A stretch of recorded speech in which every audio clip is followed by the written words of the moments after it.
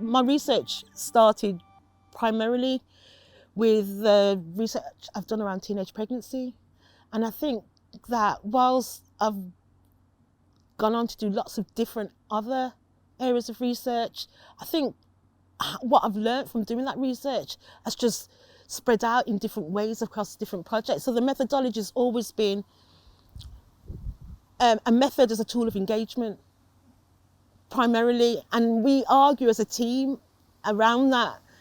But for me, my methods are often the starting point. How effective is it in engaging people? Because I do things with communities that very rarely get opportunity to tell their stories. Are the methods effective, but will they enjoy? Will they be effective? Will they get something out of telling their stories in this way? So this is where the creative methods came in. I can't pretend it was some sort of philosophical understanding of how you use creative methods to do stuff. I just thought it would be something that people enjoy doing, that it would be a positive tool of engagement. So our teenage pregnancy research started with working with young women.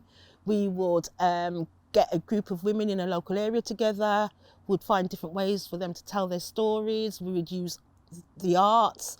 They will devise storyboards where they use images and then their stories. We even at one point made a film where I even co-opted my brother because we needed a male actor to come in, and we all dressed and we used the health faculty in their one of their clinical rooms, and we acted out scenarios based on interviews that we've done with young women about their experiences of care. We just thought it would be a really good way of telling their story, but they'd enjoy doing it, so we made a little film. We've used all different types of digital storyboards. So for me, creative methods primarily is around a tool of engagement, even though we know it offers opportunities to tell stories in different ways.